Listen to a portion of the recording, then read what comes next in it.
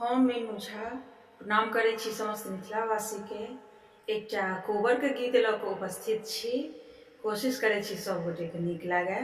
धन्यवाद। जय मिथिला, जय मैथिली।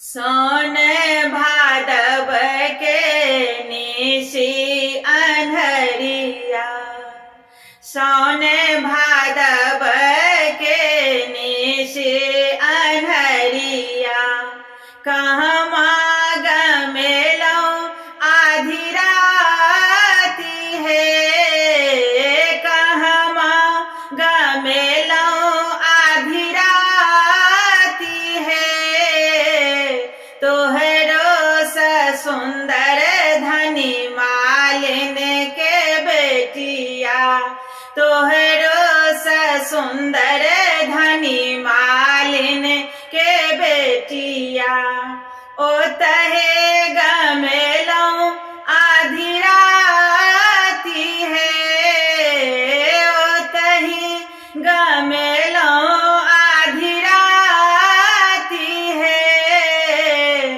आबत हो मालिन बेटी बैसत हो पलंग चढ़े, आबत हो मालिन बेटी बैसत हो पलंग चढ़ी, कौन रीति जोड़ल स्नेह है, कौन रीति जोड़ल स्नेह है, फूल लोढ़ गेलिए राजा फूल बरिया, फूल लोढ़ गेलिए राजा फूल बरिया, राजा बेटा खेलती शिकार है, राजा बेटा खेलती शिकार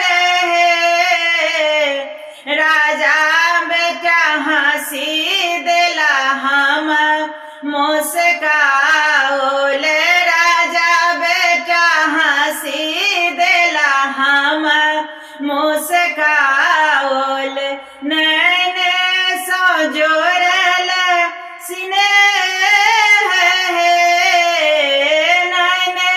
नैन जोड़ल स्नेह है, मरी होगे मालिन बेटी तोरो जेठ भैया, मरी होगे मालिन बेटी तोरो जेठ भैया, मोर